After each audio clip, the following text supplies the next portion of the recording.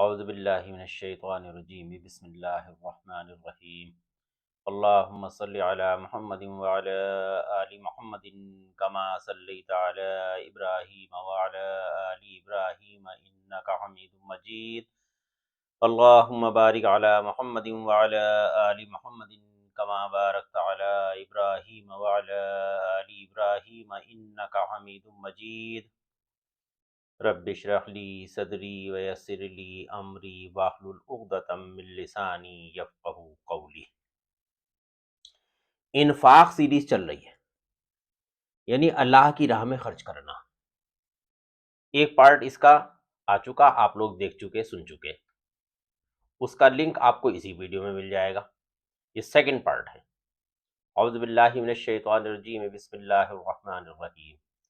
یا ایہا الذین آمنوا لا تبطلوا صدقاتکم بالمن والعزا کالذی ينفق مالہ رئاء الناس ولا یؤمن باللہ والیوم الآخر فمثلہ کمثل صفوان علیہ تراب فأصابہ وابل فترکہ صلدا لا یقدرون علی شیء مما کسبوا واللہ لا یہدی القوم الکافرین۔ صدق اللہ العظیم۔ یا ایہا الذین آمنوا، اے ایمان والو، اے لوگو جو ایمان لائے ہو، اے ایمان کے دعوے دارو۔ ذکر چل رہا ہے انفاق فی سبیل اللہ، اللہ کی راہ میں خرچ کرنا، لوگوں کی مدد کرنا۔ یا ایہا الذین آمنوا، اے ایمان والو، لا تبطلوا، تم باطل نہ کرو، یعنی تم برباد نہ کرو، تم ضائع نہ کرو، صدقاتکم، تم اپنے صدقات، بالمن، احسان جتلا کر، والعزا، اور اذیت پہنچا کر۔ یہ فرمایا جا رہا ہے اے ایمان والو، تم اپنے صدقات کو ضائع نہ کرو، برباد نہ کرو، یہ سب باطل ہو جائیں گے اگر تم نے جس کی مدد کی ہے، اللہ کی راہ میں خرچ کیا ہے، اس شخص پر اگر تم احسان جتانے لگو یا اس کو تم اذیت پہنچاؤ۔ اب یہ سمجھ لیجئے کہ جب کوئی کمظرف مالدار ہوتا ہے اور اس شخص کے پاس کوئی اپنی حاجت لے کر کے آتا ہے، اللہ کا بندہ، تو یہ چاہتا ہے کہ اللہ کی راہ میں دے رہا ہے، پہلے اس کی مدد کر دے، پھر اب چاہتا یہ ہے کہ جس کی میں نے مدد کی ہے وہ میرا تابع دار ہو جائے، یعنی اب اس کی ذمہ داری ہے کہ چونکہ میں نے اس کی مدد کر دی تو اب جو میں کہوں وہ اس کو کرنا ہوگا، اور اگر بالفرض وہ جس کی مدد کی گئی ہے، وہ اس شخص کی جس نے مدد کی ہے، اگر تابع داری نہیں کر رہا ہے تو اب یہ اس پر احسان دکھا رہا ہے کہ میں نے تمہاری کتنی مدد کی تھی، تم میرا اتنا سا کام نہیں کر سکے ہو، یا اس کو اذیت پہنچا رہا ہے کہ لوگوں سے یہ شکایت کر رہا ہے کہ دیکھیں یہ شخص کتنا پریشان تھا، میں نے اس کی مدد کی فلاں فلاں معاملے میں، اور آج جب وقت آیا میرا تو اب یہ میرے ساتھ نہیں ہے یا میرے ساتھ نہیں دے رہا ہے، تو آپ نے اس کو اذیت پہنچا دی۔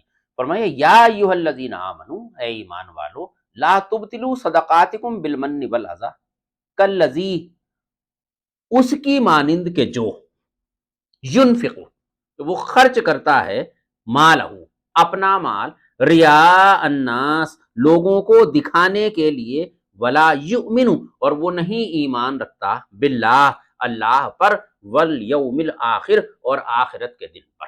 فرمایا اے ایمان والو، اگرچہ تم ایمان کے دعوے دار ہو، لیکن یہ یاد رکھو کہ جس کی تم نے مدد کی ہے اللہ کی راہ میں، جس پر خرچ کیا ہے، اگر تم اس پر احسان جتلاؤ گے یا اس کو اذیت پہنچاؤ گے تو اس معاملے میں تمہارے ساتھ اللہ تبارک و تعالیٰ جو معاملہ کرے گا وہ اس شخص کی مانند کرے گا کہ جیسا کوئی ایسا شخص ہو کہ وہ خرچ کرتا ہو لوگوں کو دکھانے کے لیے، اور وہ اللہ پر اور آخرت کے دن پر یقین نہ رکھتا ہو، ایمان نہ رکھتا ہو۔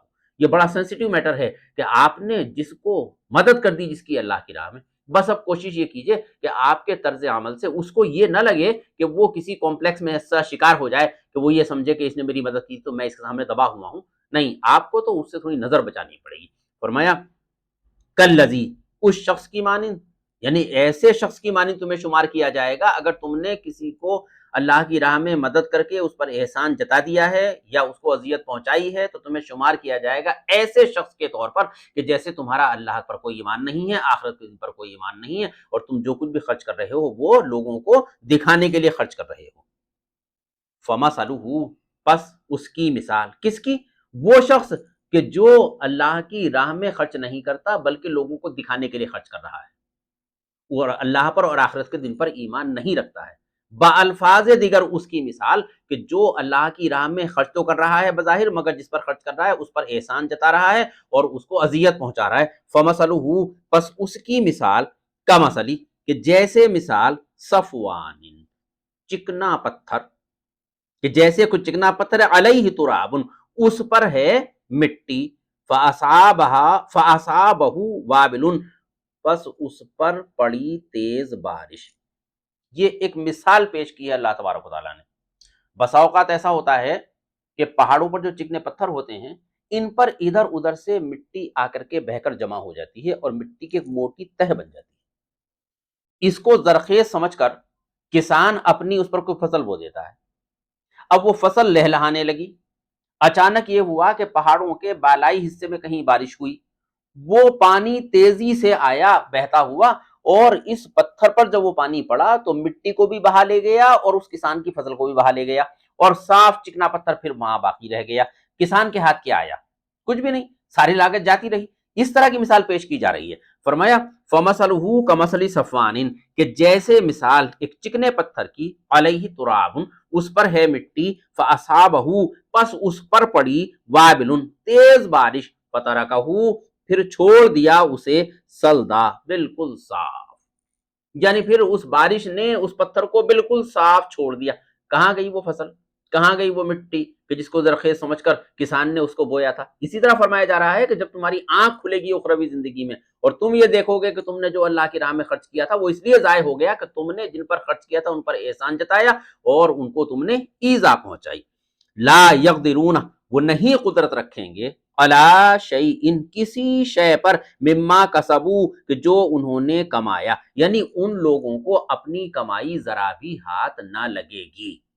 یہ حالات بن جائیں گے اس شخص کے کہ جو لوگوں پر احسان جتا رہا ہے. واللہ، اور اللہ، لا یہدی القوم الکافرین، وہ نہیں ہدایت کرتا ایسے انکار کرنے والے لوگوں کو. کس چیز کا انکار کرنے والے؟ یعنی اللہ تو فرما رہا ہے کہ ایک دن ایسا آئے گا کہ اگر تم احسان جتلاؤ گے تو پھر تمہیں جو ہے جو کچھ بھی تم نے کیا ہوا ہے وہ سب بیکار ہو جائے گا. فرمایا واللہ لا یہدی القوم الکافرین، اور اللہ نہیں رہنمائی کرتا، نہیں ہدایت کرتا ایسے انکار کر دینے والے لوگوں کو. یاد رکھیے ہدایت بھی کئی طریقے کی ہوتی ہے. ایک تو وہ ہدایت ہوتی ہے جو صرف انسان ہی نہیں بلکہ ہر مخلوق کو اللہ تبارک و تعالی جبلی ہدایت عطا کر دیتا ہے.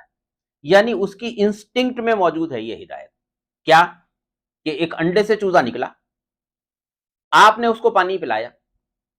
چوزا جو ابھی ابھی پیدا ہوا ہے اگر وہ اپنی چونچ میں پانی لے گا تو آٹومیٹیکلی وہ اپنا سر اوپر اٹھا لے گا اور پھر وہ پانی کو نگل جائے گا، پی جائے گا.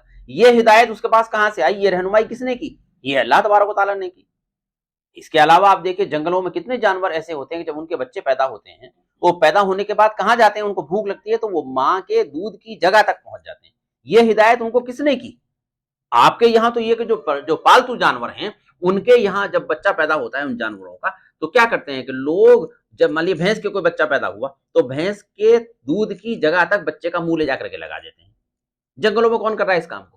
یہ وہ جبلی ہدایت ہے جو انسٹنکٹ میں موجود ہے ہر ایک مخلوق کے. انسان کے لیے فرمایا فَأَلْهَمَهَا فُجُورَهَا وَتَقْوَاهَا. جی ایک ہدایت وہ ہے کہ جب انسان دنیا میں آ جاتا ہے. اب دنیا میں آنے کے بعد بعض معاملات میں وہ کوشش کرتا ہے، صحیح کرتا ہے، تو اس کی کوشش کے عوض اللہ تبارک و تعالیٰ اس کو کچھ رہنمائی عطا کر دیتے ہیں اور وہ کسی معاملے میں کامیابی حاصل کر لیتا ہے. یہ بھی ایک ہدایت ہے.